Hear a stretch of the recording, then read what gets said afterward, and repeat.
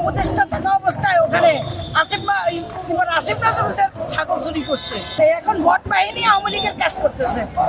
এত বছর আওয়ামী লীগ জ্বালাচ্ছে দেশকে, এখন ভোট বাহিনী জ্বালাচ্ছে। আন্তর্জাতিক বাজারে তেলের দাম অনেক দেশে বাড়িয়ে দিয়েছেন, কিন্তু আমাদের সরকার প্রতিশ্রুতিবদ্ধ।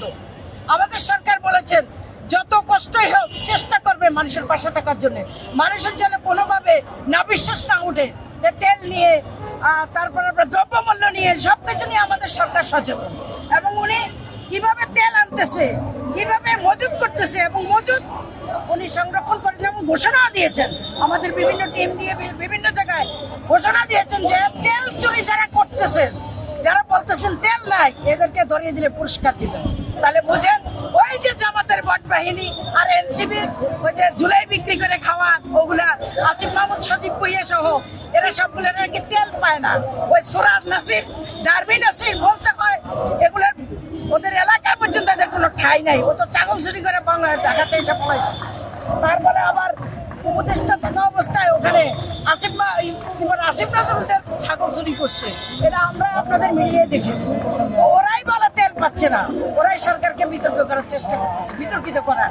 তা আমরা বলবো যেখানে বিতর্কিত করবে আমরা সবসময় আপনারা আমাদের সাথে থাকবেন, সত্যটাকে উন্মোচন করবেন, জনগণের পাশে থাকবেন। জনগণকে যে তেল দিচ্ছে, জনগণকে যে এখনো পর্যন্ত আমাদের সরকার কত বড় স্যাক্রিফাইস করছে, ভর্তুকি দিয়ে আমাদের জ্বালানি মন্ত্রীও তিনি কিন্তু বক্তব্য দিয়েছিলেন যে আমাদের সরকার ভর্তুকি দিয়েও কিন্তু তেল এনে মানে মজুত রাখতেছেন যেন মানুষের কষ্ট না হয়।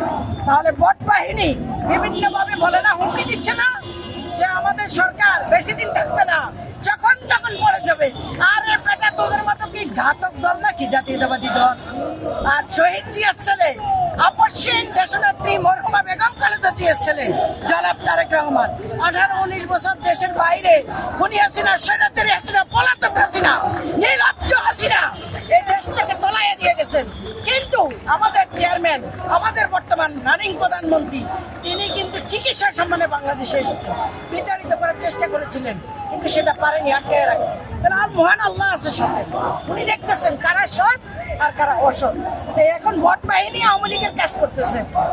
এত বছর আওয়ামী লীগ জ্বালাচ্ছে দেশকে, এখন ভোট বাহিনী জ্বালাচ্ছে। ভোট চুরি করছে দেখেই ওরা বলে না এত নিরঙ্কুশ ভোট পাইলে, ওরা ভোট চুরি করছে দেখেই কিন্তু ওরা 70-73টা সিট পাইছে। এই জামাত 4টা থেকে 5টার উপরে কোনোদিনও সিট পাইতো না জামাত। তাহলে ভোট কারচুপি কারা করছে আপনারা দেখেছেন? ভোটের আগে দেখেন নাই? 74 লাখ টাকা সহ ধরা খাইছে কে? জামাতের আমির ওই এলাকার। তারপর আবার কি করছে, এখানে যে 15 আসন থেকে জামাতের আমির বিজয়ী হয়েছেন, সেখানে কি করছিলেন? 3 বার 4 বার তারা ধরা খাইছে। বিভিন্ন জায়গায় তারা টাকা দিয়ে তারা ধরা খাইছে।